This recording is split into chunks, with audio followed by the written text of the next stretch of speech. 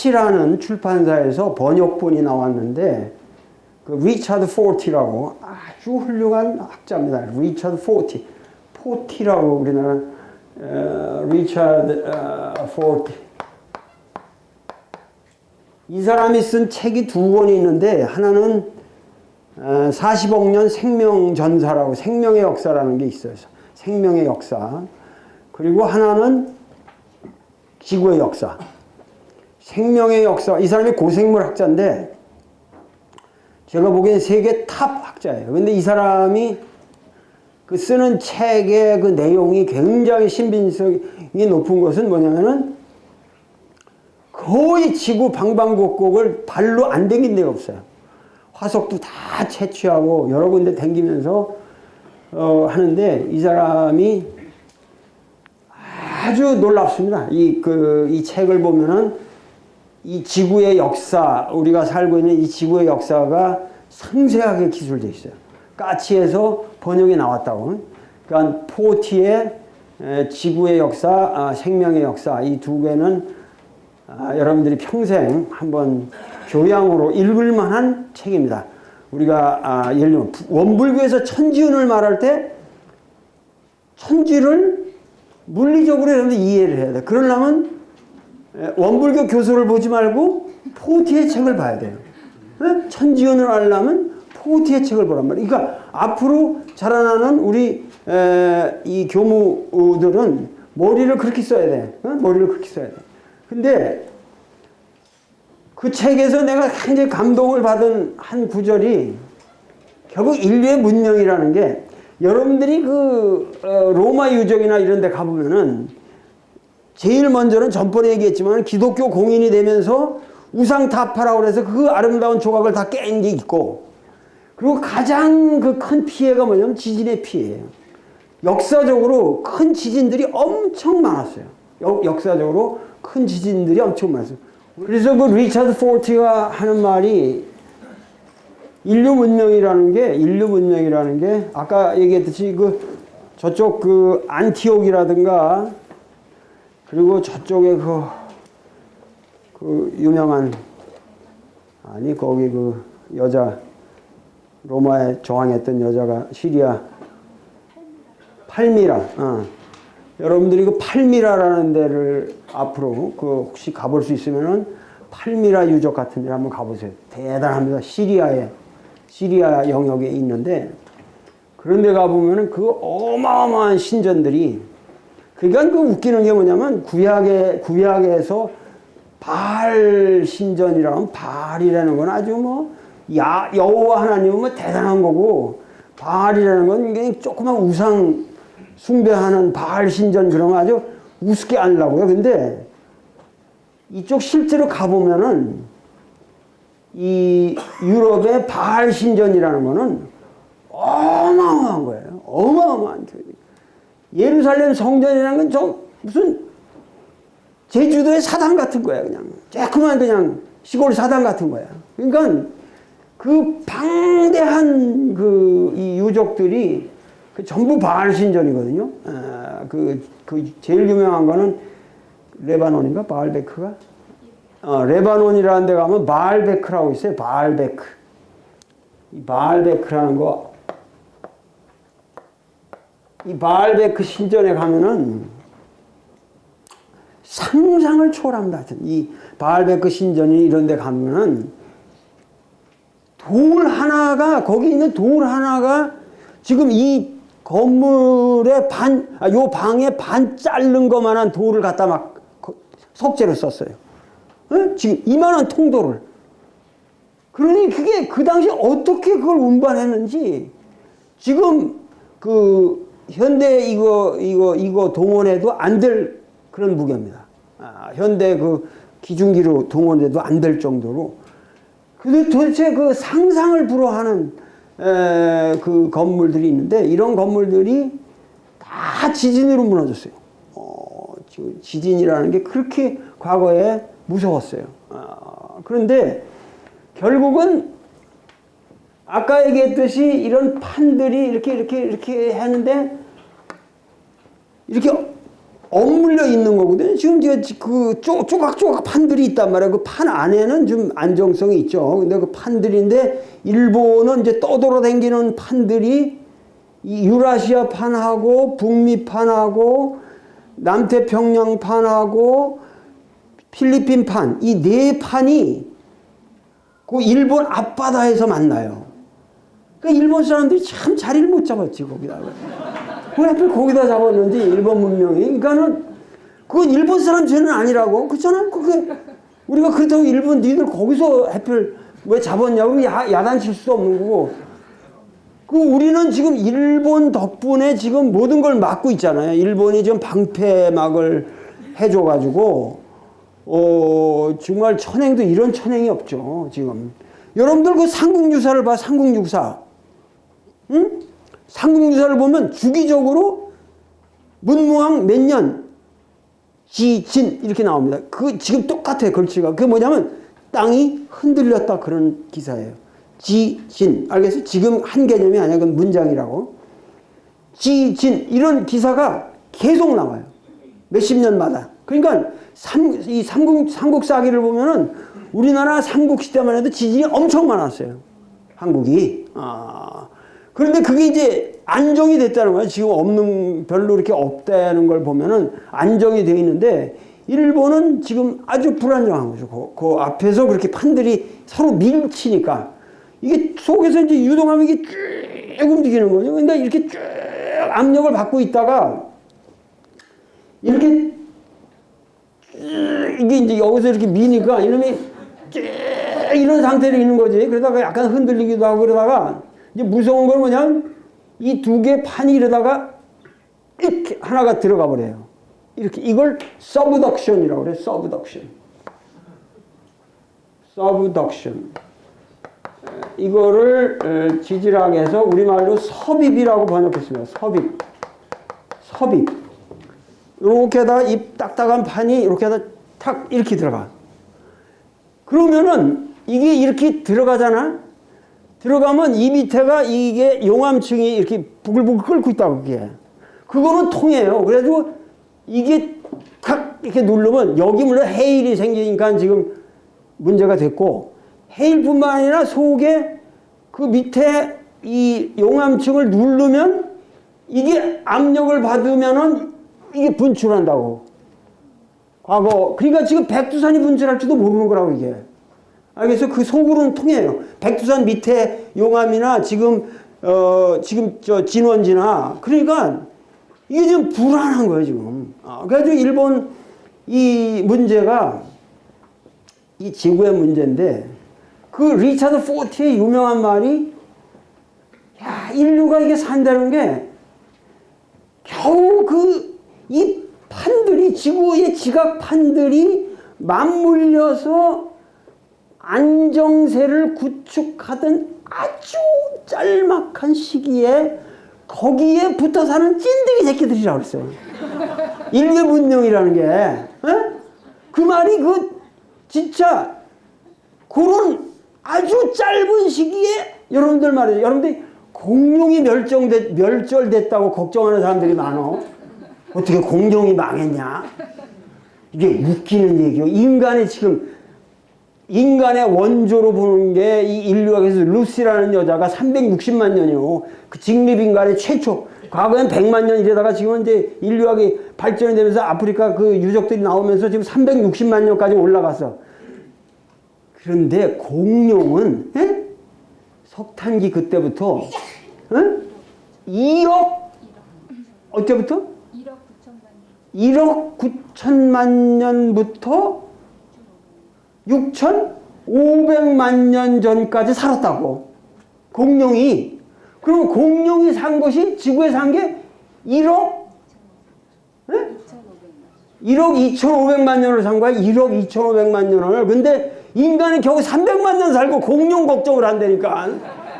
나 이거 웃기는 얘기지 지금.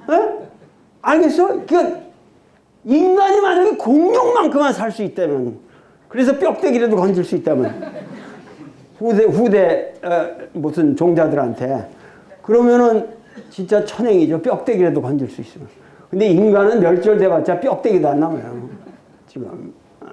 그러니까 공룡 걱정할 게 아니라 공룡은 이 지구상에서 최장수의 동물이에요. 내가 왜 닭을 좋아하는 줄 알아? 지금 최근에 왜 집에서 내가 닭을 키우냐면은 지금 많은 경우 조류가 파충류에서 진화했다는 얘기 들어봤지? 맨날 그렇게 얘기하잖아. 그 조상세 화석 맨날 그거 나오지? 예? 그런데 파충류에서 진화했으면 나는 그 뱀 같은 게 말이야, 저 절벽에서 떨어지다 이놈이 날개가 씩 나왔나? 그 아무리 생각해도 뱀에서 날개가 나올 것 같지는 않아. 그런데 이 조류라는 게 진화에서 보면은 전부가 공룡의 변형입니다. 공룡.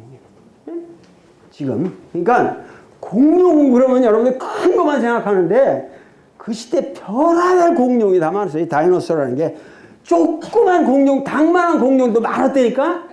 공룡이라는 게. 그래가지고 이놈이 요 팔이 이렇게 이게 앞발이잖아. 앞발.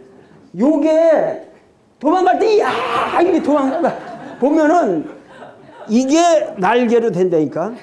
지금 이게 우리 앞팔이 이게 공룡에서 보면은 그래서 이게 박쥐를 보면 박쥐의 이걸 보면 아시는데 그래서 뭐냐면은 공룡이 뛰어댕기다가 이렇게 좀 펄떡펄떡 뛰기 시작한 놈들이 그래 된 것. 여러분들이 말이죠. 지금 닭은 공룡의 후예로 판정이 났습니다. 지금 완전히 닭을 우리가 공룡의 후예로 봅니다.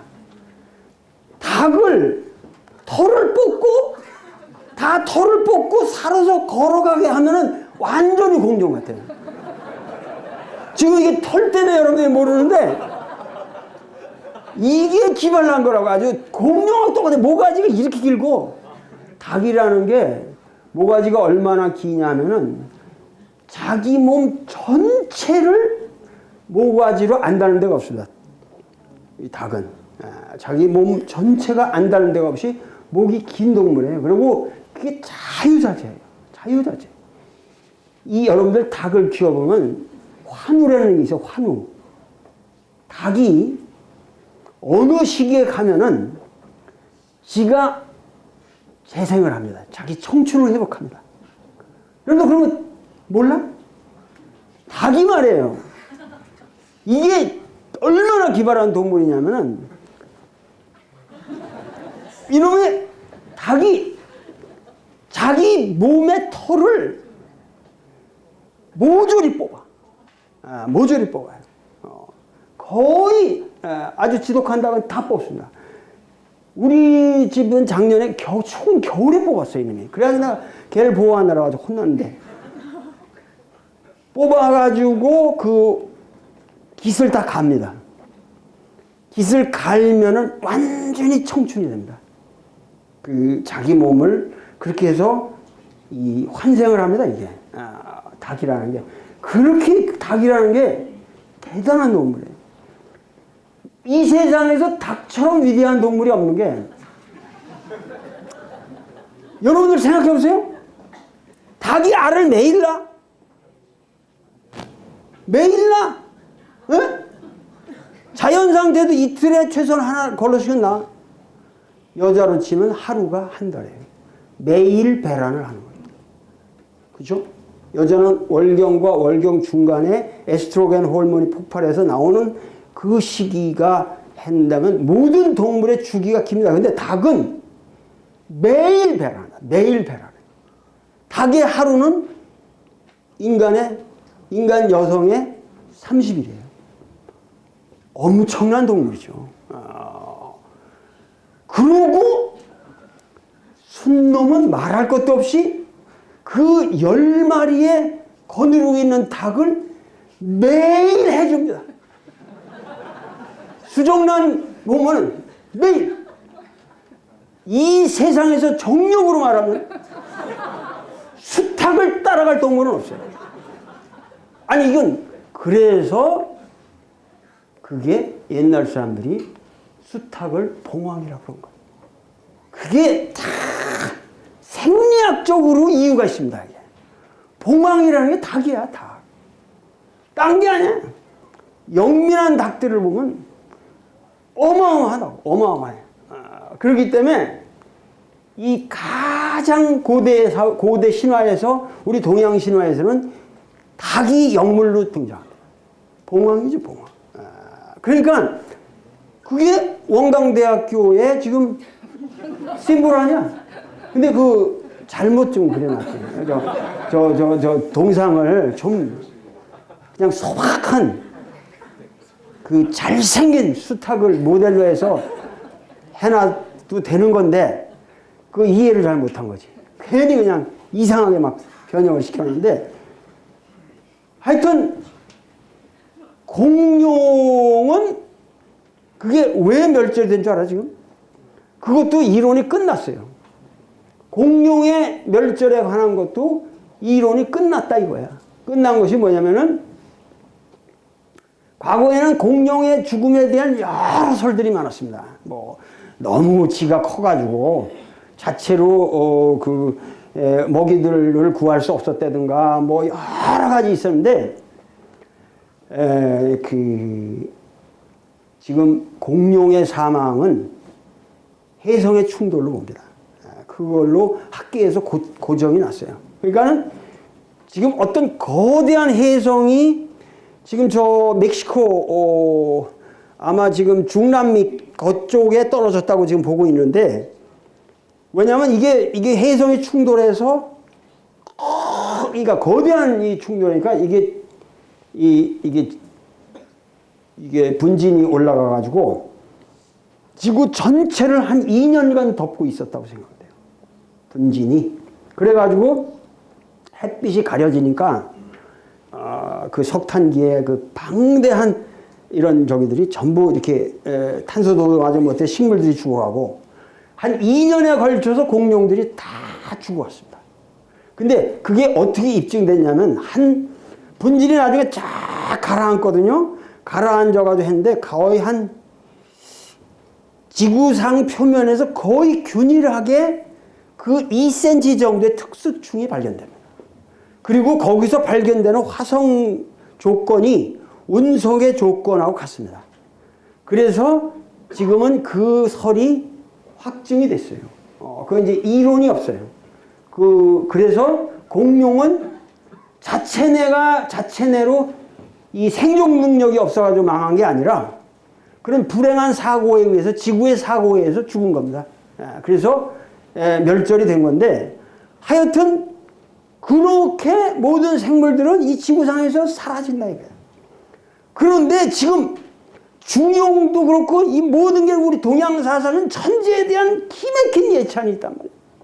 이 천지, 천지지 화육, 천지지 화육하고 이 천지운에 대한 이런 것들이 무슨 얘기냐면은 이 천지가 지금 이렇게 안정된 이 시기에 이 짧은 시간이 얼마나 고마운지 모른다 이거야. 우리에게. 그건 예찬하지 않을 수 없는 위대한 자연의 모습이라는 얘기야. 이게 언제 어떻게 흔들릴지 몰라요. 근데 우리 인간은 이게 흔들리기 전에 지금 잠깐 빌려서 하는 거예요. 인간은 장애인과 얘기대로 이게 객형일 뿐이라 그래야 객형. 잠깐 손님으로. 그러니까 인간의 문명 자체가 이 지구상의 천지에 잠깐 손님으로 왔다 가는 형체일 뿐이다 그거예요. 그러니까 우리가 지금 이 살고 있는 이것이 얼마나 불안정한 조건에서 우리가 살고 있나. 그런데 이 천지가 얼마나 고마운가. 그리고 봄이 되면은 예외 없이 아름다운 여러분 더우시죠? 아름다운 이 산하에 아름다운 이 봄 새싹이 이렇게 트는 걸 보면은 진짜 이거는 천지운을 안 느낄 수가 없는 거죠. 그죠? 이 봄이 이렇게 오고 있다. 얼마나 이게 기적적인 이거냐 이거야. 그래서 참으로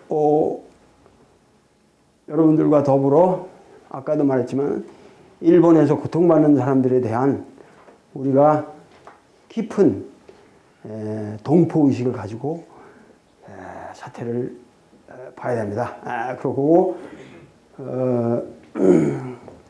나는 사실은 우리 장모가 지금 90세인데 그 일제시대 때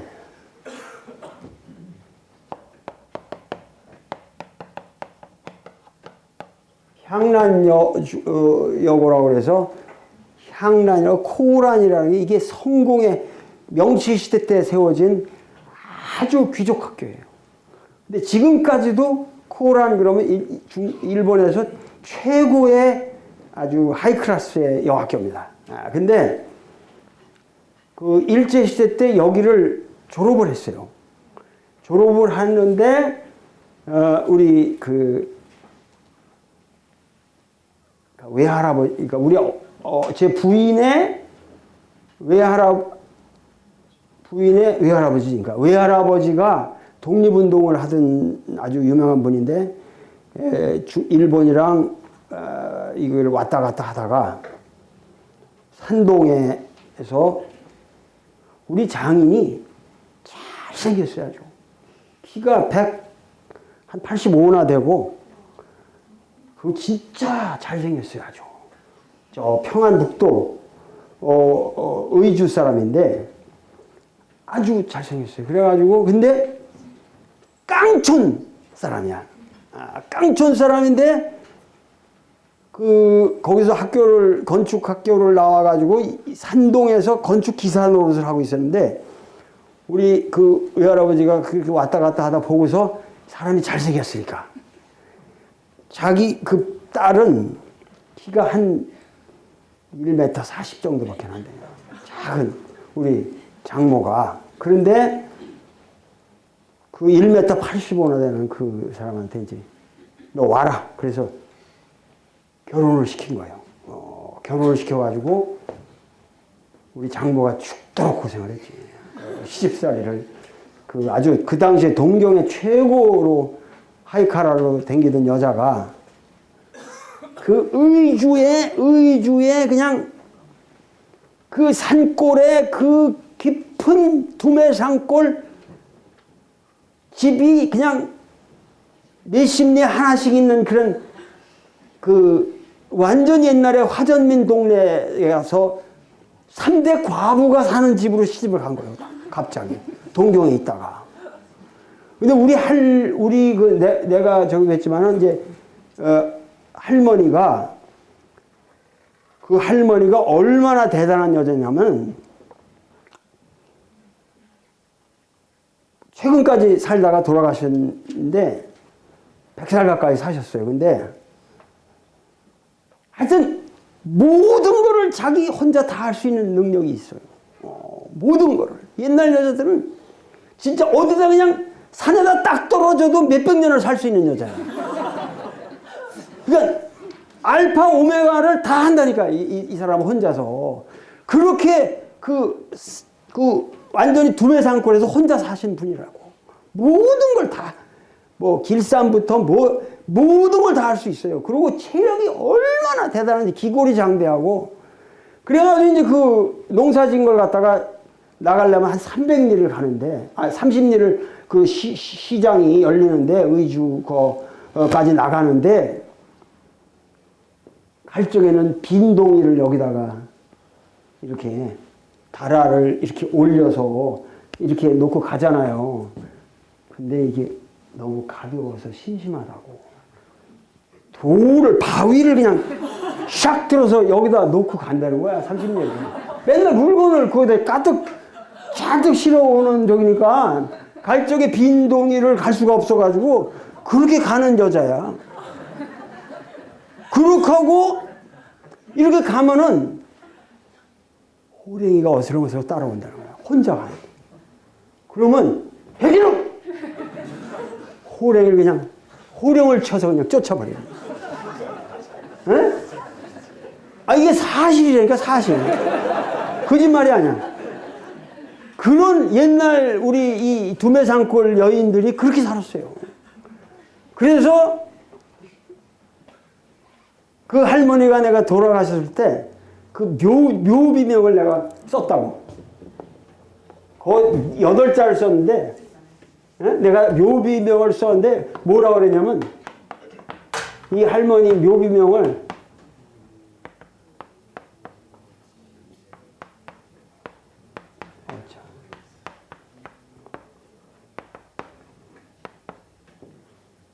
노자가 말하는 우리가 다음 장에 좀 무의의 세상이 진정한 무의의 세상이 여기서 끝을 고하노라.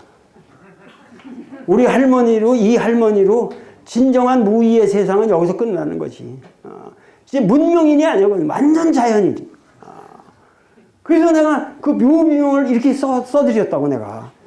그랬더니 그 공동묘지에 그냥 조그맣게 이렇게 서 있는 비석인데 그렇게 탁보를 많이 해간다는 거를. 저기에서. 근데 하여튼 그런 저기인데 그 향란 학교 우리 할머니가 작년에 그 여기 저 칼렌더 보내드렸잖아요.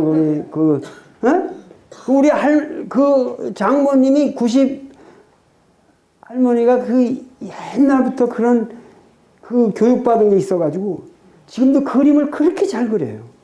그림을 그리는데 내가 그렇게 아까워서 작년에 최초로 그거를 칼렌더를 만들었어. 그걸로 그 우리 할머니 장모 장인의 결혼식 약혼사진 앞에서 딱 넣고 그래가지고 했는데 올해 아마 달력상이 있다면 1등을 받아요. 진짜 우리나라 최고의 달력이야. 그래서 그거를 지금 몇십 년이 뭐야 거의 지금 75년 만에 그 달력을 향란여고에다 보냈지 내가. 당신네 45 그게 그 옛날인데도 45예요. 45회 졸업생 아무개가 그린 달력입니다. 그랬더니 향란에서 그걸 받아보고 감동을 해가지고 지금 다 돌아가셨는데 이렇게 아름다운 그림을 그리는 그 할머니. 그래서 향란여고 학생들이 여기 수학여행을 온다네. 그래서 석 달 전에부터 이게 왔다 갔다 했는데 요번에 이거를 나는 못 올 줄 알았다고. 지진이 이렇게 돼서 저기 한데. 근데 그 학부형들이 그거 취소하지 마라 얘들. 잠깐이라도 일본 동경을 떠나는 걸 좋아할 거 아니에요. 그거 취소하지 마라. 잠깐이라도 애들 바람 쐬고 오게 하라. 그래서 얘들이 온대요. 그래서 내가 내일 저녁 향란여고생과 우리 장모의 만남의 시간을 만들어주고 거기서 옛날 향란 얘기를 듣고 싶다는 거야, 자기들이. 그래서 옛날 그 앨범들, 사진 그런 게 다 있어. 그래서 그걸 다 슬라이드로 옮겨가지고 하고 내일 일본 그 여학생 애들이 향란여고생들이 30명이 우리 집에 와. 그래서 내가 파티를 열어준다 그랬지. 그래가지고 참 그 눈물겨운 장면일 것 같아. 그 자기 본국에서는 그 지진으로 고통받는 그 한가운데 그래도 한국에 와서 자기들 옛날 할머니 선배를 이렇게 만난다는 게 얼마나 뜻이 있어요. 그래서 내가 내일 그런 아주 눈물겨운 파티를 한다니까. 그래가지고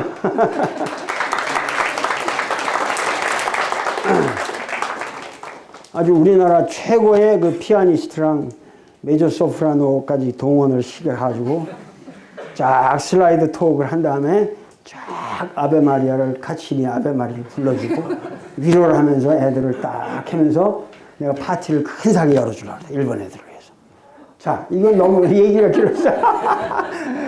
서론이 너무 길어졌어. 재밌잖아요. 그래도 이런 얘기가.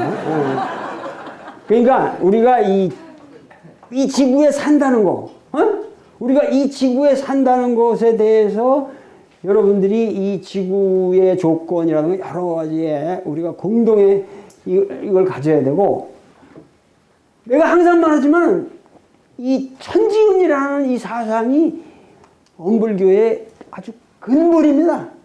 근본에. 왜냐면 기독교는 천지운에다가 쓸데없이 한 발자국 더 갔거든. 하나님은 이걸 천지에서 끝나야지 무슨 하나님이 뭔 필요가 있어. 하나님이 뭔 필요가 있냐 이 말이야. 내가 신학대학 가서 이런 강의를 하면 안 되지만 나는 해. 신학대학 애들 놓고 나는 하나님 없이 항상 니들이 말하는 이 성서구주를 하나님을 존재하지 않고 인간의 입장에서 난 이렇게 이해한다. 그렇게 나는 강의를 하고 있어요. 근데 애들이 반발을 안 하고 열심히 듣더라고. 열심히 들어. 그래서 다행히 아주 다행이고 애들이 아주 열심히 들어요. 그런 애들을 잘 길러놓으면 앞으로 우리나라 종교가 변할 겁니다. 변할 거예요. 그래서 우리가 그야말로 일본의 참사를 생각하면서 결국 자연의 참사보다 인간 문명의 참사가 더 크다는 거. 이 원전 문제가 더 크게 됐잖아요. 그러니까는 이 원전이라는 게 왜 이게 이렇게 됐겠어? 지금 이게 중용의 문제야, 바로. 이게 왜 이렇게 됐겠어? 오늘 강의를 여러분들에게 하겠지만은 이게 중용의 문제라 이런 얘기야. 무슨 얘기냐면은 문명 자체를 너무 너무 발전을 시켜가지고 지금 밀도가 너무 높다는 거야. 지금 문명의 밀도가 너무 높다는 거야. 덴시티가. 그러니까 원자력 발전을 안 쓸 수가 없는 거야, 지금. 이게 비극이란 말이야, 이게.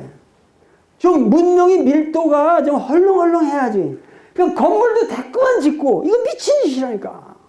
그래서 내가 대한민국의 기독교는 이 세멘트 기독교다. 내가 이번에,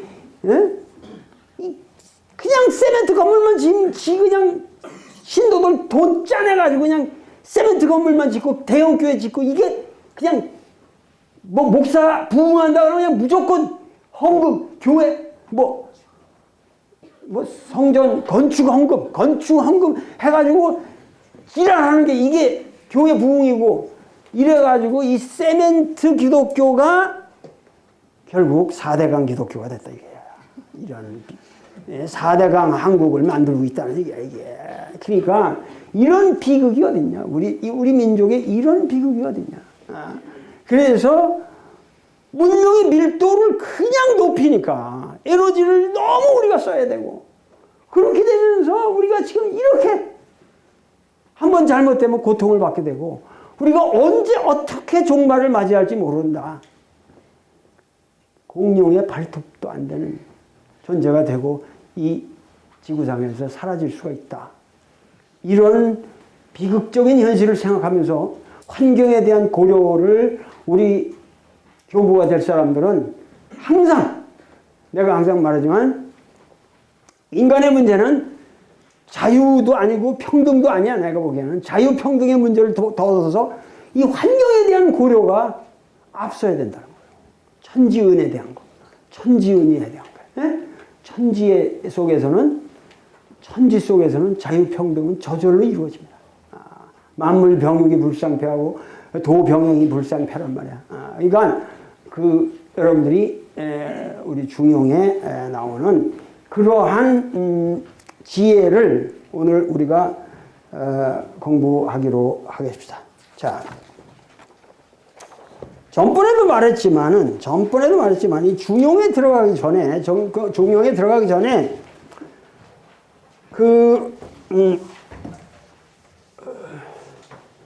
중용이라는 책은 자, 우선 내가 지난주에 했죠. 우리가 사서라는 것 때문에 사서 중에 하나가 중용이 되었기 때문에 맹자, 중용, 대학 이게 사서인데 이 사서의 하나가 됐기 때문에 중용이라는 책은 유명해졌어요. 우리한테 유명해졌거든요. 그러니까 유명해졌다는 거는 12세기예요. 12세기 송나라 때 이 주의라는 사람 때문에 유명해졌다 이 말이에요. 근데 이 중에서 노노, 맹자, 대학, 중용 중에서 뭐 얘기를 했지만은 중용과 대학은 이거는 얘기 속에 들어있던 두 챕터라고 했어요. 두 편이에요. 얘기라는 책에, 그럼 지금 얘기라는 책에 있냐? 아, 있죠. 지금 얘기라는 책이 있어요. 그러니까 그게 따로 있을 필요가 없는 책이야, 사실은. 얘기 속에 들어있는 두 편이고, 그 다음에 논어는 따로 된 책이죠. 근데 이 논어는 유명했냐? 비교적 한때부터 제대로 유명했어요. 논어는 유일하게 유명한 책이에요, 이게. 유명한 책이고, 맹자는 유명했냐? 이거는 사람들이 있는지도 잘 몰랐어요. 송나라 때까지는 있는지도 잘 몰랐어요. 그래서 맹자는 주석이 없어요. 조옥이라는 사람, 한 사람 주석이고, 주석이 없을 정도로 맹자라는 책은 몰라. 왜? 맹자는 그냥 지배 계급을 까는 사람이거든. 그러니까 왕들이 싫어했어요. 그래서 알려지지 않았던 책이야.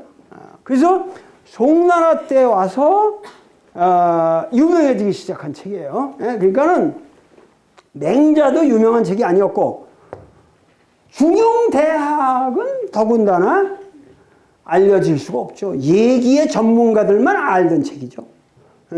그런데 이 대학은 전혀 유명하지 않았어요. 전혀 유명하지 않은데, 중용은 그나마 중국 역사에서 언급이 잘 됐다고. 중용은 비교적. 중용은 언급이 잘 됐다. 그 말이니 이해를 잘 해요. 요번에 신입생들, 내가 지난 학기는 여러분들을 좀 야단을 많이 쳤는데, 올해는 지금, 올해는 내가 야단을 칠 기회도 없어, 지금. 근데 신입생들 많이 들어왔고, 그래서 내가 스트레스를 안 주려고 그러는데, 열심히 듣고, 열심히 그 노트 필기를 해서 요약을 하란 말이야. 머리에다가 그 내용을 잘 적어.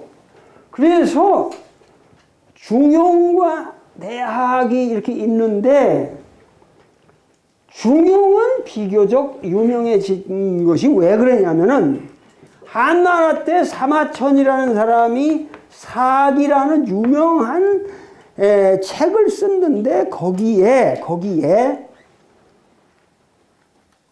공자의 손자 자사라는 사람이에요. 아들 자자에다가 생각사, 자사가 작중용이라는 유명한 말이 나옵니다. 자사, 작중용. 이게 사마천의 사기에 공자세가라는 공자족보를 적어놓은 부분에 나옵니다. 그런데 이 사마천은 실제로 공자의 집, 그 공자의 고향인 산동 곡부를 직접 갔어요. 가가지고 거기서 리서치를 해서 현지에서 들은 정보야. 그러나 역사적으로 이 말을 아무도 안 믿었다는 얘기야. 어떻게 중용이라는 책이 이렇게 잘생기고 대단한 철학적인 논설인데, 공자의 손자가 졌다는 건 그 공자를 높이기 위해서 손자 그냥 아무나 하나 이름을 대가지고 뻥튀기 한 거 아니냐. 그리고 학자들은 그런 말을 잘 안 믿으려고 그러거든. 그래서 공자가 워낙 유명해지고 이러니까 자사가 중용을 지었다는 말을 안 믿었어요. 그리고 중용이라는 책은 아마도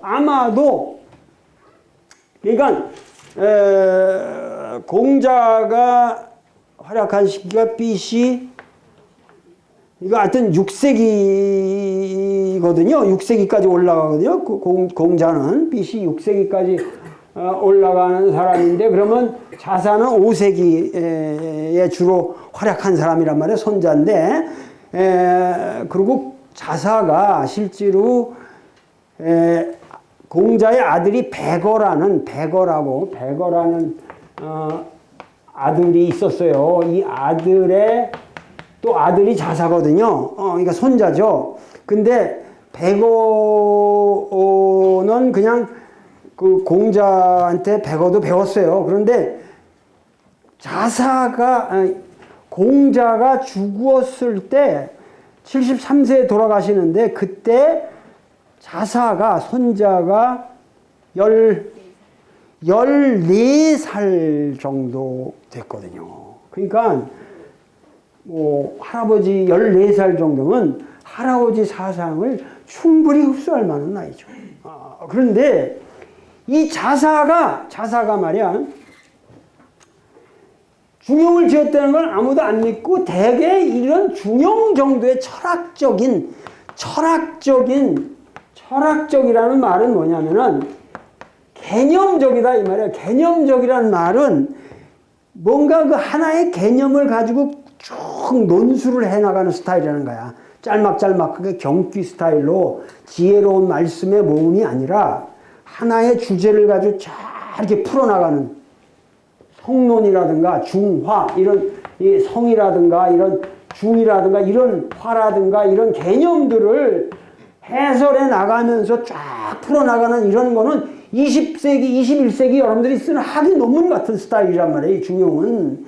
그러니까는 이런 스타일의 논술은 대개 뭐냐면 진한 지제로 봤다고, 다. 여태까지 학문에서. 이거는 한나라 때쯤이나 와야 되는 거다. 그래서 전국 말기, 진시황이 중국을 통일한 이후의 사건일 것이다. 이렇게 봤거든요.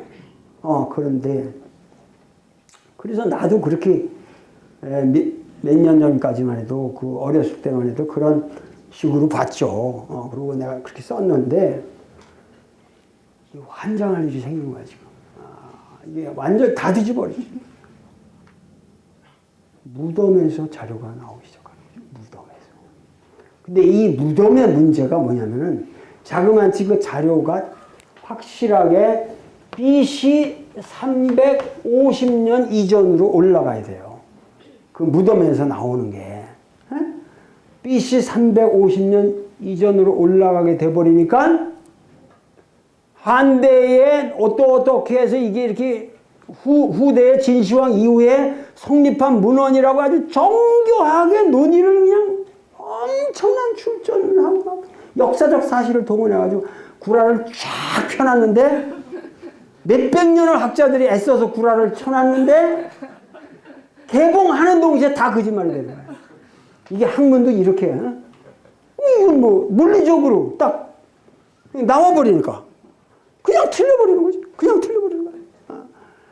그래가지고 지금 난리가 난 거야. 거의 1970년대부터 시작이 됐습니다. 이 중국이 그 고분들을 발굴하기 시작한 게. 그래가지고 1970년대부터 2000년대까지 요즘은 그 고분 발굴에서 잘 안 나오는데 이상하게 또 어디서 발굴된지도 모르는 그런 죽간들이 고물상을 통해서 발굴이 되는 거야. 도굴꾼들이 갖고 있다가 내놓는 거예요. 그런데 그것이 지금 탄소 측정이 다 가능하기 때문에, 그리고 문체라든가 이런 게, 그건 진품, 이거 가짜, 이건 정확하게 나기 때문에, 그래서 상해 박물관에서 나오는 자료를 상박관이라고 그래요. 상박죽관이라서 상해 박물관에서 우리 저기서는 상박관, 그 다음에 청와대학으로 들어간 건 청화관, 뭐 이래가지고 지금 쏟아져 나오는 그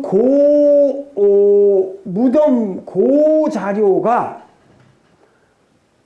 천지개벽이야. 이거는 개벽이라고. 도마복음도 지금 1945년에 발굴된 거를 내가 너희들한테 강의를 해준 거 지난. 그런데 요번에 이거는 완전히 중국은 지금 개벽이에요. 무슨 얘기냐면은 그 BC 350년 이전으로 확실하게 올라가는 문헌들의 수준이 놀랍게 개념적이고 철학적이더라 이거야. 무슨 얘기냐면은 지금 우리가 되게 그런 개념적이고 철학적인 논술이 나오면은 한대로 봤던 것을 지금 되게 한 300년을 올려야 돼요.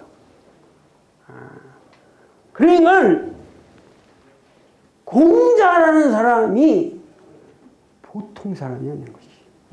이미 공자 시대에 거의 돌 김용옥과 같은 지식이 있었다고 봐요. 체계적인 논술이 있고 토론이 있고 그런 것이 됐고 그것이 기록되었고 이런 굉장히 우리가 상상할 수 없이 어드밴스된 담론이 오간 시대였다는 게 입증이 됩니다. 그래서 요즘 우리 중국 철학을 하는 사람들은 지금 완전히 청룡열차를 탄 것 같아요.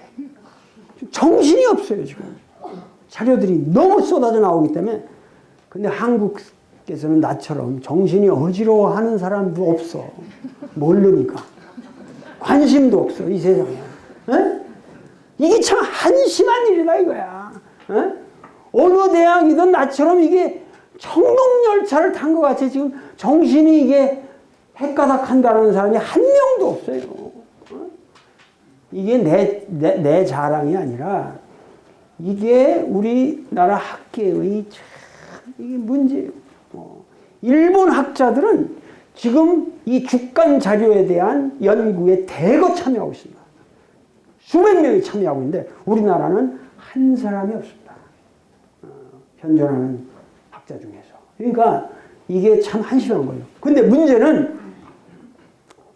문제는 주간 자료의 그 해석이라는 것만이 문제가 아니라 예를 들면 중용의 근본이 되는 그 자사의 자기 그 동시에 중용과 똑같은 성격의 자료가 중용만큼 방대한 자료들이 그냥 나온다 이거야 지금. 그러니까 중용이라는 건 자사의 자기라는 게 100% 입증이 되는 거죠 지금. 그리고 뿐만 아니라 자사라는 사람에 대한 역사적 사실에 대해서도 지금 자료가 엄청 나와요. 그러니까 지금 자사는 역사적 인물이 된 거예요. 공자의 손자가 위대했다 그거야. 여러분들도 손자를 잡아야 돼. 나는 그 공자가 이 자사와 같은 그런 위대한 인물을 손자로 뒀다는 게 정말 대단하다고 생각합니다. 그래서 하여튼 이 중용은 자사라는 역사적 사상가의 작품이라는 게 입증이 됐고 현재 그러한 상황이고 거기에 따라서 이 중용의 모태가 되는 여러 가지 방계 자료들이 지금 많이 나왔어요. 그러니까 당연히 중용을 연구할 때 간단하지 않지. 옛날처럼 앉아가지고 공자왈맹자라고 해서 악플 풀어가지고는 안 되지. 그걸 다 연구해서 비교해보고 그래야 되니까 새로운 관점을 가지고 접근을 해야 돼요. 중용은 자사의 자기다. 자, 여기에 또 하나의 중요한 문제는 과거에는 한 지난 20세기를 통틀어서 많은 중국에 현존하는 문헌들 중에서 상당 부분을 이 말로 때렸어요. 무슨 얘기냐면은 이게 이제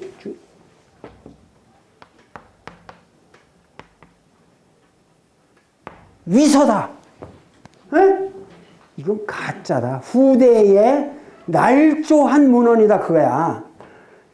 그런데 지금 현재 이 주간 자료들이 무덤에서 나오면서 방대한 것이 나오면서 위서는 하나도 없다. 그러면 이게 문제가 크다고. 위서는 하나도 없다는 얘기는 무슨 얘기냐면은 여태까지 위서라고 치지도에서 안 봤던 책이 중요한 선진 자료로 다시 등장하는 거예요. 지금 이렇게 새로 봐야 되는 자료가 어마어마한 거, 어마어마해. 자, 예를 들면은 여러분들이 노노만 알잖아요. 노노. 공자에 대해서 노노만 알잖아요. 노노의 4배 분량이나 되는 방대한 자료가 공자 가문에서 적어 내려왔다고 그래서 공자가어라는 책이 있습니다. 근데 지금 여러분들 이 공자가어 읽어본 사람 있어? 네? 공자가어라는 건 말이나 들어봤어? 여기 성균관대학 출신 뭐 한두 명이나 그 이름이나 들어봤을까 말까? 공자가어라는 책을 여러분들 전혀 알지 못해. 그러나 공자가어라는 책은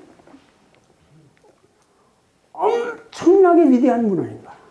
근데 여태까지 이거를 왕숙이라는 진나라인가 위나라 위나라 왕수기가 아주 후대에 날조한 거라고 봤거든. 그 사람이 발견자로 처음에 이걸 갖고 나왔는데, 발견했다 그런 놈이 이게 다 지가 날조를 해가지고 자기가 발견했다 그런 거는 이런 식으로 때렸거든. 근데 이건 실제로 발견한 거죠. 자기 제자 중에 공자 후손이 갖고 있다, 우리 집에 보관된 이런 자료가 있다 그래서 갖고 와서 내가 이 세상에 공개한다 이랬는데, 이거를 날조로 봤거든. 어떡하지? 그래서 아무도 안 봤어요. 그런데 이게 진짜다, 이거 진짜. 왜? 가오의 옛날 파편들이 다 발견이 되거든요. 무덤에서 나오거든요. 그러니까 가오가 옛날에 있었다는 게 입증이 되는 거예요. 그러면 공자 가오를 들여다보면은 노노보다 몇십 배 풍부한 공자에 대한 정보들이 실려 있어요. 그럼 이거를 이제는 다 진실한 정보로 간주를 해야 된다. 알겠는가? 그러니까 지금 중국 철학은, 중국 그 고문원의 세계는 여러분들이 상상할 수 없을 만큼 다양하고 대단한 세계가, 파노라마가 펼쳐지고 있습니다. 근데 우리나라에서는 이런 재미난 새로운 상황에 대해서 아는 사람들이 없어. 앞으로 이렇게 공부를 안 해나가면 택도 없죠. 택도 없어. 이제 앞으로 후진 한학을 하고 맨날 어디 산속에 자기가 수색해가지고 주역을 연구했다고 그러고, 이런 미친놈들만이 한학자라고 그러고 나서니 말이야. 이게 진짜 한심한 나라다, 이게. 학문이라는 건 그렇게 한학을 한다고 해서 된 게 아니오. 그런 식으로 여러분들 오해를 하지 말란 말이야. 어? 여러분들이 앞으로 공부를 하더라도 제대로 학문, 인문학의 토양을 가지고 인류학적으로, 고고학적으로, 논리학적으로 치밀하게 분석을 해서 하나를 알아도 정확하게 알아야 된다, 이 말이야. 그래서 무슨 한학을 한다, 저 사람 한문을 잘한다, 이런 말 절대 믿지 마세요. 그런 한문은 이제 소용이 없어. 완전히 새로운 자료를 포괄해서 새롭게 안 보면은 이게 택도 없어요. 그렇기 때문에 이러저러한 문제가 있다 하는 거를 알아두고, 자, 중용의 저자는 누구죠? 자사가 누구야? 손자, 공자의 손자. 그리고 상당히 존경할 만한 위대한 인물이었습니다. 자사는. 역사적인 사실도 많은데 왕들과 대화하고 이런 것들이 무덤에서 나오는데, 그런 걸 보면은 굉장히 훌륭한 인물이었어요. 그래서 사실은 사도 바울의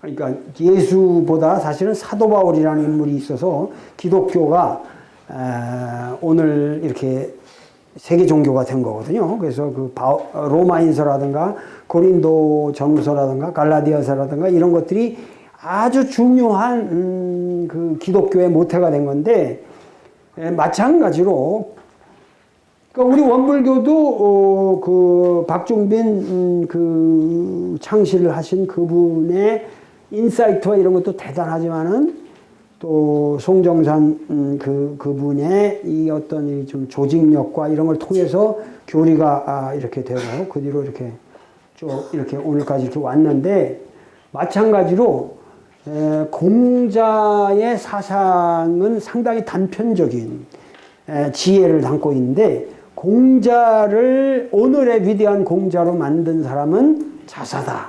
알겠죠? 그의 손자 자사에 의해서 사실은 공자의 이미지가 구성된 것이다.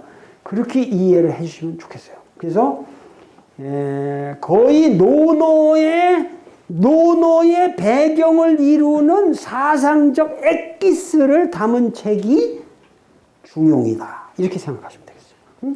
중용은 노노의 모든 할아버지의 정신을 압축해서 논리적으로 구현한 책이다. 이렇게 생각하면 중용에 대한 이해가 되겠습니다. 그리고 확실한 저자가 있는 위대한 논조다. 자, 그렇기 때문에 첫 마디부터 이 언어가, 이 사람이 쓰는 언어가 막말로 구라가 심상치가 않아요, 이게. 심상치가 않아요. 벌써 사상가의 그 면모가 어마어마한 거죠. 처음에 딱 하면, 처음에 딱 뭐가 나오겠어? 제일 센 게 하늘천이지. 이렇게 나오니까 태초에 하나님이 계셨다. 이런 식으로 벌써 이게 구라가 뭐 인의 예지가 어쩌고 이렇게 나가는 게 아니라 벌써 이게 느낌이 다르잖아요.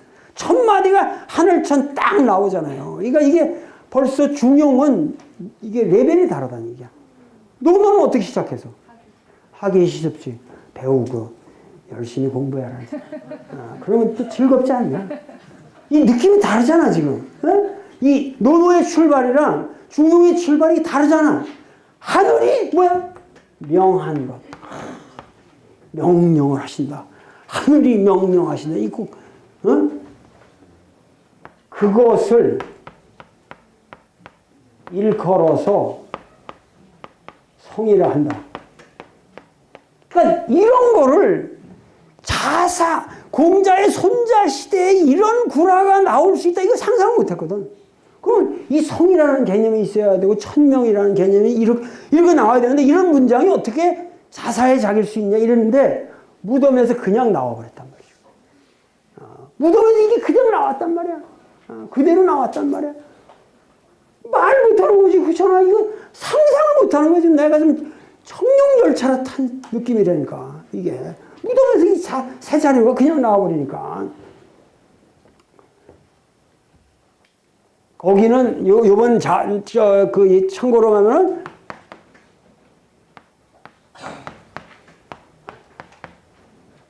새 자료에는 이렇게 나오고 있거든요. 성은 명으로부터 나왔다. 이렇게 성자 명출이라고 나오는데 거의 비슷한 얘기들이에요. 그러니까 하여튼 이런 식으로 이 주간 자료들이라는 게 완전히 새롭게 증명을 해버린단 말이에요. 에? 알겠죠? 그런데 자 보세요. 그러면 요 세 마디만 오늘은 하고 끝내잔 말이에요. 천명지 하늘이 명한 것을 성이라 하고 그 다음에 솔성지 위도 그 다음에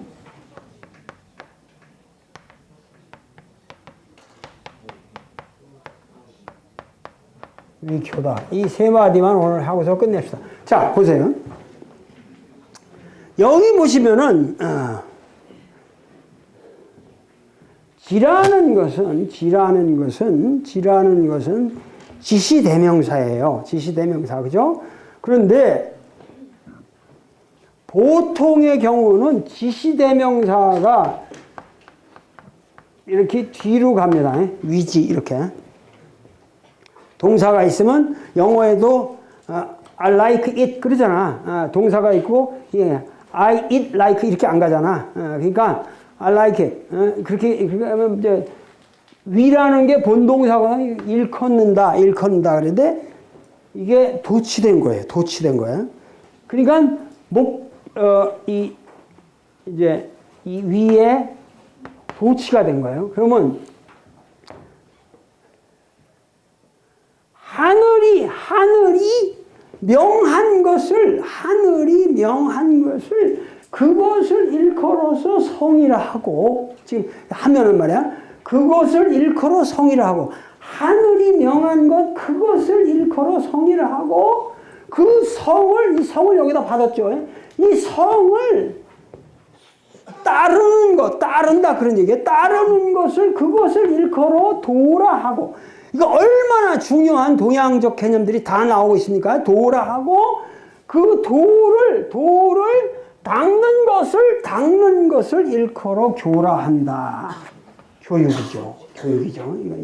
이건데 거의 중국의 여러분들이 알고 있는 모든 중국 철학의 가장 중요한 개념이 성, 도, 교, 천명 이런 중요한 개념들이 다 나오고 있죠. 이 짧은 맥락에. 그러니까 얼마나 이 논의가 대단한 논의냐 하는 것을 알 수가 있죠.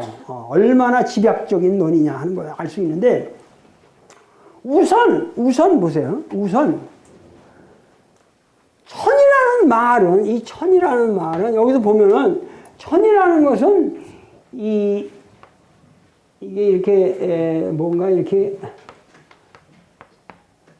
가지고 뭐 이렇게 이게 사람 모습이거든. 사람 이거 큰 대자가 사람, 이 대자가 이 큰 대자가 이게 사람이에요. 사람. 여기 그렇잖아요. 여기 보면 사람 이렇게 이게 사람 아니에요. 이게 클 대자가.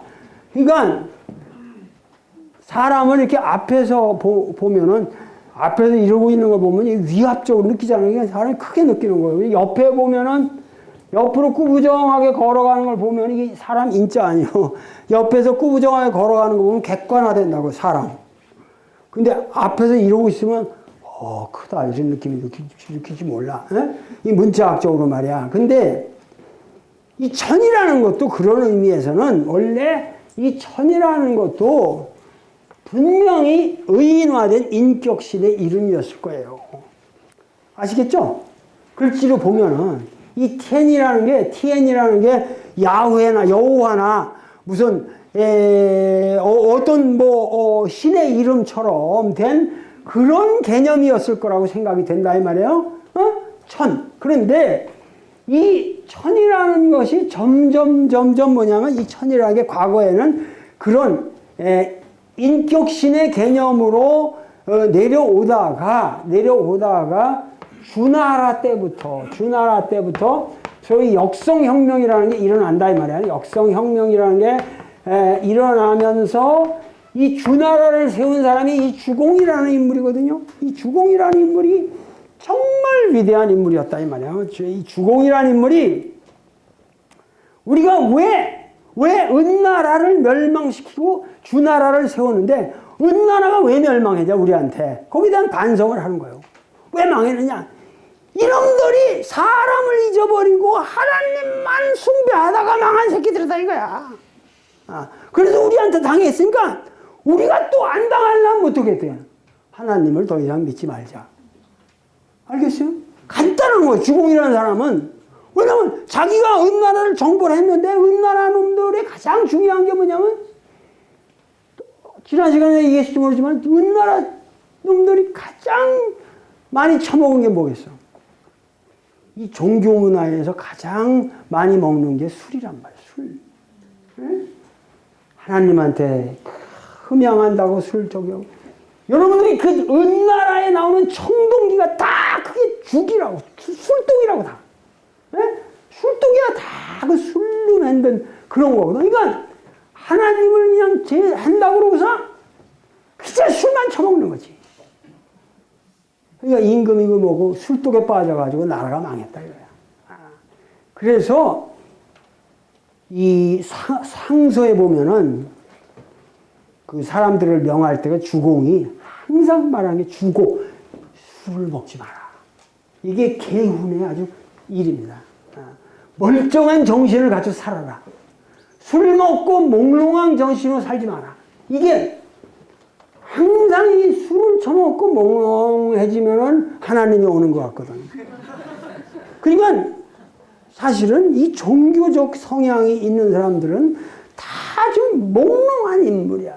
멀쩡한 정신으로 살기를 싫어하는 사람들만 하나님 믿는다고 그러고 그러는 거야. 그러니까 이 멀쩡한 인간의 어떠한 지식과 인간의 그 판단과 이거를 가지고 새롭게 문명을 건설하자 하는 것이 소위 주공의 아주 철칙이었어요.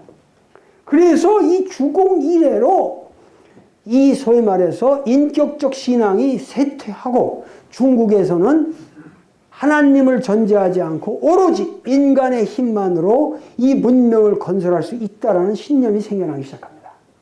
그렇게 해서 그 신념이 어디까지 내려오냐면은 그 주공의 사당을 모신 데가 노나라예요.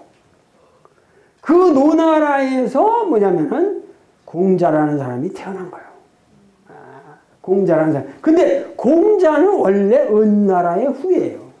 은나라 사람의 후예요. 그래서 그 은나라의 후예지만 공자는 이 노나라로 피신을 와가지고 노나라에서 정착하면서 여기서 뭐냐면 이런 인문 문화를 개발하기 시작한 거예요. 그래서 이 공자라는 사람이 대단한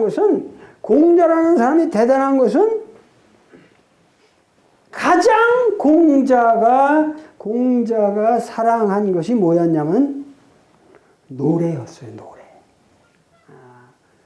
그러니까 하늘의 소리가 아닌 민요, 백성의 소리. 응? 알겠어? 그래서 공자는 제 평생에 공자가 가장 힘쓴 일이 뭔지 아세요? 민요 채집가예요. 공자가 평생을 노력한 것이 민요 채집입니다.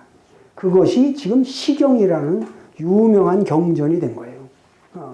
그거는 당시의 민요예요. 민요는 뭐냐? 민요는 그 당시 뭐냐면 각 나라의 사랑 이야기들이에요. 그냥 일반 백성들의 사랑 이야기들이에요. 그래서 시경을 보면은 진짜 요새 여러분들이 알고 있는 그런 유행가 가사보다 더 야해요. 시경을 보면은. 근데 그거를 여태까지 잘못 해석했죠. 이것은 주공의 덕성을 찬양한 것이다. 그런데 그게 다 뒤집어 놓고는 사랑 이야기거든요. 전부 잘못 해석했어요. 그래가지고 공자는 뭐냐면 그런 인간의 소리, 노래를 가지고 인간을 순화시키고 소위 말해서 옛날에는 매스컴이 없었거든요. 노래처럼 전파력이 빠른 게 없어요. 그렇기 때문에 여기 백제무왕의 이야기도 서동요를 통해서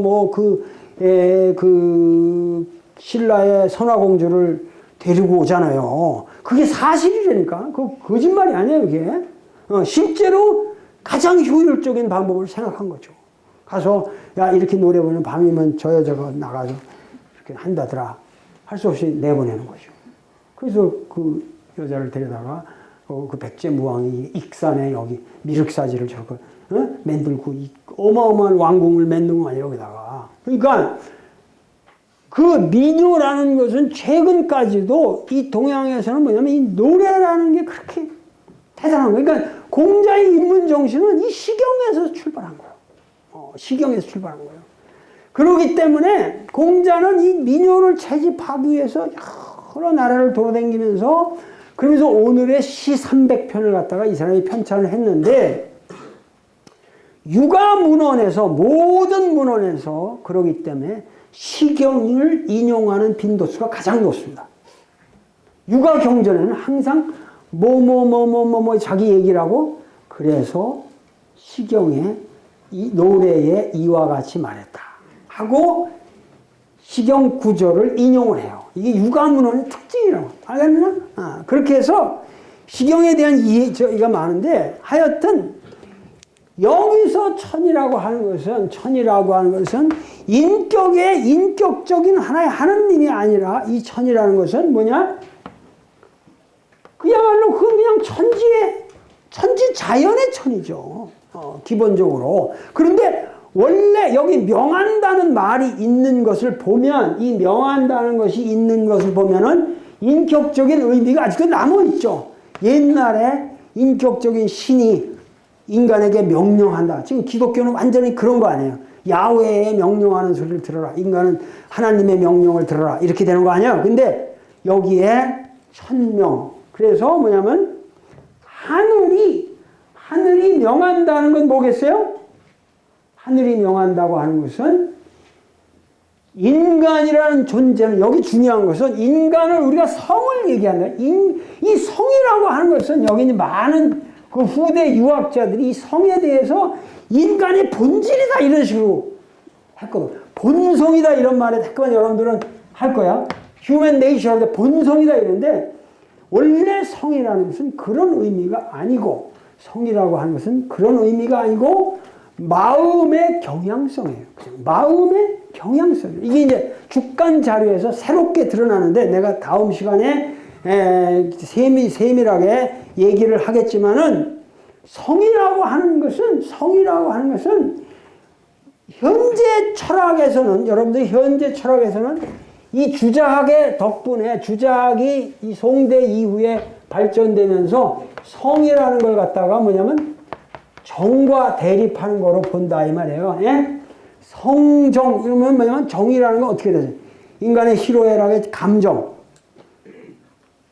감정에 치우치지 말고 본성에 입각해서 도덕적으로 얘기하라. 보통 이런 식으로 성이라는 거는 어떤 도덕적인 본성이고 이 감정은 나쁜 것처럼 했는데 우리 동양 사상의 원래 사상에는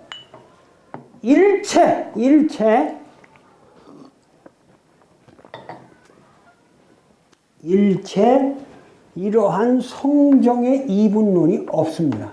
이 부분에 주간 자료에서 아주 확연하게 드러나는 거죠. 그래서 뭐냐면은 성이라는 것은 오히려 뭐냐면 인간의 감정의 문제. 성이라는 게 본성의 문제가 아니에요. 이거는 인간의 감정을 두고 따로 본성이 있다, 본질적인 성이 있다고 생각하는 거는 이거는 서양 철학이에요. 서양 사람들의 논의예요. 인간에게 있어서 성정이라고 하는 것은 절대 분리될 수가 없는 거예요. 하다못해 지금 서양 철학에서는 성 그러면 이거는 이성이 돼버려요. 이성이 돼버리고 정 그러면 감정 이렇게 알게 되죠. 여러분. 에? 이렇게 돼버린다니까. 근데 우리 동양 철학에는 이러한 논의가 없다 이거야. 무슨 얘기인지 알겠어? 여기 남자하고 여자가 또 예를 들면 남자하고 여자가 미아이를 뭐라 그러나? 미아이가 뭐라 그래? 맞선을 본다, 선을 본다. 그렇게 봐봐. 이 남자하고 이 여자하고 집안에서 이제 여자 보고 저 집 저 양반 집이고 뭐 부자, 학벌 좋고 얼마나 잘생겼냐. 조건이 다 좋아. 아주 완벽해. 그런 애하고 선을 봤어요. 그러면 여자 집에서는 오래간만에 제 의사, 뭐 법관이고 뭐 집안이 또 대대로 이렇게 하고 부자고 너 아파트에다가 자동차에다가 뭐 미국에서 박사 따왔고 다 그러니까 그럼 결혼해라 그럴 거야. 그런데 여자가 싫어. 그럼 끝이에요. 아무리 이성적으로 설득을 해도 여자가 싫대. 그냥 끄떡끄떡 그래. 싫은 거 그렇잖아. 그 남자가 아무리 이성적으로 인간의 본성적으로 판단을 해볼 때 여러 가지 과학적 검증을 거치고 모든 걸 다 거쳐서 볼 때 쟤하고 결혼해야 되지 않겠냐 라고 아무리 얘기를 해도 설득이 되겠어? 왜 싫어? 이유가 없어요. 왜 싫어? 왜? 응? 나도 우리 아들을 그렇게 설득시키려고 애는데 좋다고 그래서 결혼을 시켜줘야 내가. 근데 이게 무슨 얘기냐 하면은 그럴 때 이유가 없는 것처럼 보이지만 걔가 싫다고 그러는 걸 갖다가 여태까지는 뭐냐면 감정을 이성보다 저차원의 것으로 생각했다는 얘기죠. 그런데 사실 인간의 감정이라고 하는 것은 감각이 아니라고 이성을 초월하는 보도의 복합적인 판단 기능이에요.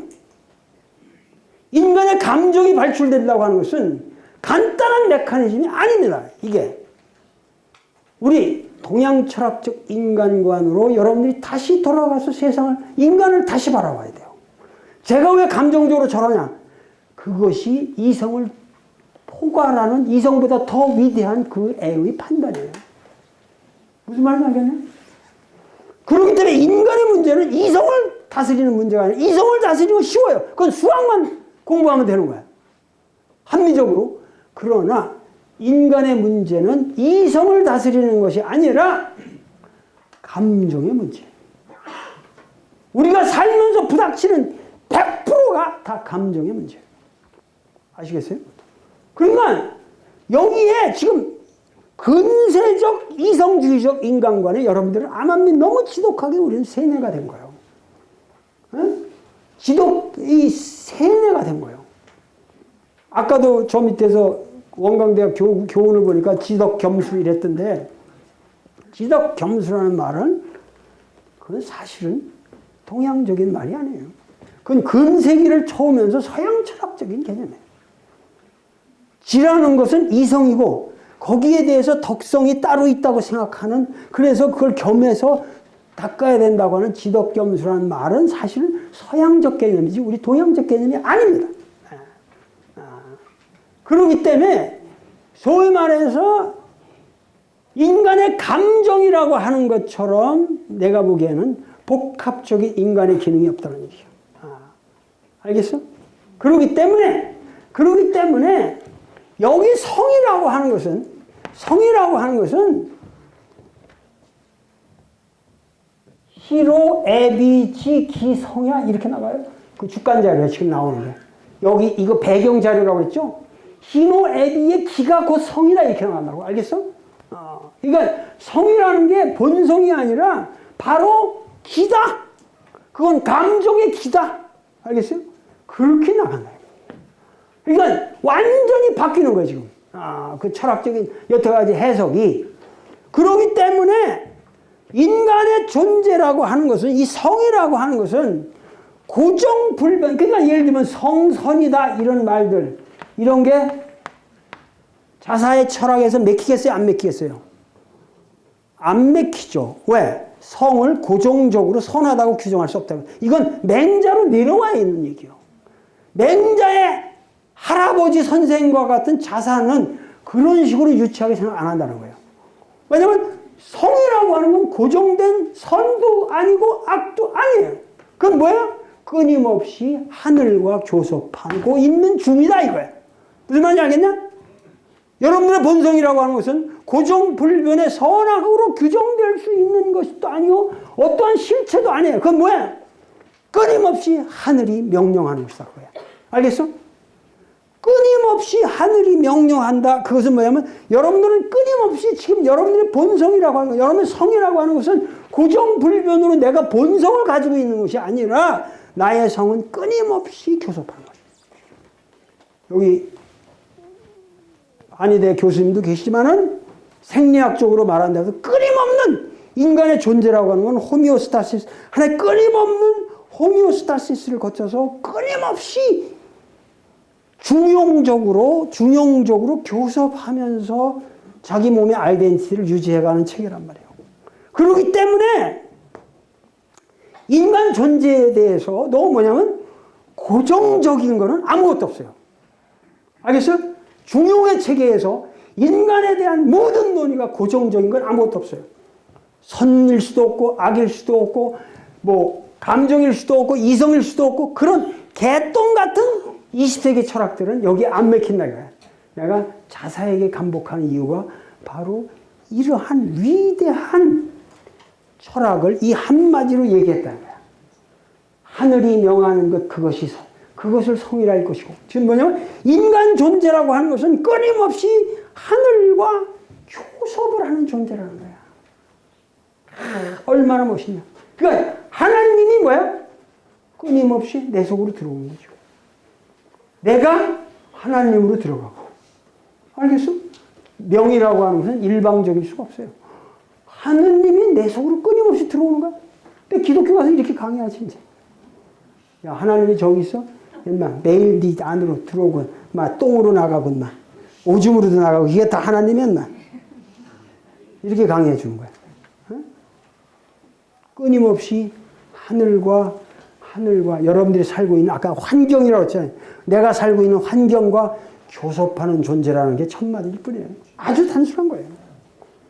이해가 가? 대답은 잘하는구나. 중요한 거야, 이게. 이러면 천명지위성하고 설성지도 이런 한학쟁이들한테 배우지 말라는 얘기야. 이거 개똥 같은 그런 한학의 방식으로는 절대 이해가 되지 않습니다. 이 구절 하나를 이해하려면 여러분들은 수백 권의 책을 읽어야만 나 같은 해석이 나오는 거예요. 그것도 한학책이 아니라 새로 발견된 자료로부터 해서 중국의 역대 모든 문헌, 그 현대 과학적인 문헌까지 동원해야만 여러분들의 머리에 이런 새로운 발상이 생긴다 이 말이에요. 네? 오늘 우리 교학대학에 내 강의를 듣는 사람들은 이렇게 해서 위대한 교역자가 되고 위대한 성직자가 되고 위대한 교육자가 되어야 된다 이 말이야. 그래서 그 성을 따른다고 하는 것은 여기서 따른다는 건 그냥 쫄랑쫄랑 따라가는 게 아니에요. 여기서 소리라고 하는 것은 선택하면서 구현한다는 거예요. 선택적으로 구현하는 거예요. 따라가는 게 아니에요. 이게는 소리라는 건 솔선수범한다 그러잖아요. 우리가 솔선수범한다. 그거 뭐냐면 그 성을 나의 발현되는 하늘과의 끊임없이 교련되는 그 끊임없이 나에게 들어오는 성을 거기서 선택적으로 구현하고 발현할 때 그것이 뭐가 돼요? 나의 길이 되는 거죠. 내 인생의 길이 되는 거죠. 아시겠어요? 그러니까 저 프랭포기도 끊임없이 주변의 환경이랑 천명지 위성이 있잖아요. 그렇잖아? 그런데 그것이 선택적으로 자기의 길을 만들어 가잖아요. 그래서 이파리가 성장하고 그렇잖아요. 마찬가지로 인간도 끊임없이 성을 하늘에서 받은 이 성을 가지고 따라가면서 뭐예요? 그것을 선택적으로 만들어갈 때 거기서 도가 생겨난다고 말이에요. 길이 생겨나요. 왜? 길이라는 건 반드시 그냥 산이 멀쩡해 있으면 그 길이 아니잖아요. 어디로 가도 다. 근데 하나의 방식을 선택해서 계속 사람들이 걸어가면 길이 나잖아. 알겠지? 길이라는 건 the way. 이 the way라고 하는, 이 길이라고 하는 것은 이것은 하나의 반복되는 법칙의 세계란 말이에요. 그렇기 때문에 사람의 길을, 야만 도가 있어야지. 사람의 길을. 차를 마셔도 차도가 있고, 사람을 때려도 태권도가 있고, 모든 게 길이 있잖아요. 뭐 하든, 여러분들이 뭐 말을 해도 말에 도가 있고, 살아간다. 인간이 살아간다. 존재한다는 것은 길이다. 도다, 이거야, 도. 그 도라는 건 딴 게 아니야. 그렇게 선택해서 모든 사람이 한 길로 걸어갈 때 반복적으로 갈 쪽에 그것이 길이 되는 것이다. 그 말이죠? 그게 길이 되는 거야. 그러면 그 길을 닦는 것이 뭐야? 그것이 인간이 되어가는 교육이다. 그죠? 그것을 내가 그 어떤 길이 나면은 그 길을 끊임없이 구현하도록 내가 그걸 닦아야죠. 길은 닦아야 된다는 거야. 그지? 닦지 않으면 어떻게 돼? 금방 풀이 무성해지고 없어지죠, 길이. 알겠어? 길은 닦지 않으면 없어져요. 다시 자연으로 돌아가요. 스스로 그러한 자연으로. 도라는 거는, 길이라는 것은 반드시 인간이 끊임없이 만들어야 돼요. 그래야만 그것이 교육이다. education. 우리가 살아간다는 거. 즉 뭐냐면 여기에 가장 중요한 건 뭐예요? 이 성이라는 것은 뭐예요? 자연이고 여기 교라는 건 뭐예요? 이거를 우리가 civilization, 문명이라고 부르는 거예요. 이 교의 세계를. 문명이라는 것은 완전히 교의 세계입니다. 그 문명과 자연의 중간에 겹치는 것이 뭐예요? 도다, 이런 얘기고. nature and civilization. 여기 civilization. 그리고 그 사이에 있는 게 도다, 이 말이에요. 그러니까 이번 학기 내내 이것을 계속 반복해서 얘기했지만 천명지위성, 솔성주의도, 수도지 위교라는 이 세 메시지를 여러분들이 오늘 명료하게 이해하고 항상 머릿속에서 생각을 해야 돼요. 이번 학기 열심히 중용이라고 하는 경전은 인류 역사상 이렇게 위대한 경전은 없어요. 내가 알고 보면 알고 볼수록 결국 그 원불교 교리는 불교를 중용화시킨 거라고 봐요. 결국은 불교를 중용화시킨 것이 원불교 교리라는 생각이 듭니다. 그만큼 이 원불교를 이해하기 위해서도 중용을 이해하지 못하고서는 원불교를 운운할 수가 없어요. 그만큼 이 중용이라고 하는 경전은 사상 최고, 인류가 이 지구에서 만들어 놓은 최고의 경전입니다. 이거는 더 이상의 지혜는 앞으로도 없습니다. 인간이 무슨 지혜를 짜내도 중용 이상의 지혜를 짜낼 수는 없습니다. 내가 그렇기 때문에 내가 지금 중용을 주석을 하고 있지만 8만 대장경의 언어가 그걸 다 합쳐도 이 중용 한 권에 못 미친다는 말을 내가 자주 해서 또 스님들한테 욕을 먹는데 참말로 중용은 대단합니다. 그래서 벼감록의 제1공안에 나오는 양무제도 중용을 주석을 했어요. 상당히 양나라 때도 양무제가 그 불교에 미쳤던 양무제도 이 중용을 그렇게 사랑했어요. 그만큼 이 중용이라고 하는 것은 중국 역사에서 위대한 사상가들에게 인스피레이션을 안 던진 사람이 없습니다. 뭐 승조라든가 모든 중국의 천재들이 중용에서 결국 사고의 개발을 받은 거예요. 그러니까 여러분들이 주자도 물론 근세 유학이라는 것도 주자가 사서를 주석했지만 중용의 주석처럼 그렇게 피땀을 흘린 주석이 없어요. 보면은 아주 주자의 피땀이 배어 있어요. 여기 한자 한자에. 그만큼 힘을 들여서 주석을 했습니다. 그러니까 여러분들 내가 중용만은 정말 이 시대의 최고의 경전이라는 걸 아시고 이것은 여러분들에게 여러분들이 들을 수 있는 마지막 기회. 마지막 기회. 내가 이제 강의를 안 해요, 내가. 요번에 1년으로 원광대학 석좌 교수를 끝내면 난 되신 대로 강의를 이제 안 하려고 그래요. 왜냐면 내가 이제는 나도 정신을 차려야 돼. 내가 저술에 더 몰두를 해야겠다는 생각이 들어요. 그래서 앞으로 강의를 삼가하려고 그래요. 그래서 수주백해가지고 더 깊게 사색하고 깊게 공부하고 그런 방식으로 내 인생을 살아야만 내가 조금 더 오래 살고 건강을 유지해가면서 많은 일을 남길 수 있다고 생각하기 때문에 하여튼 이번 학기는 여러분들이 이 중용만은 인생에서 한번 꼭 들어봐야 되는 위대한 경전입니다. 이것으로 오늘 강의를 끝내겠습니다.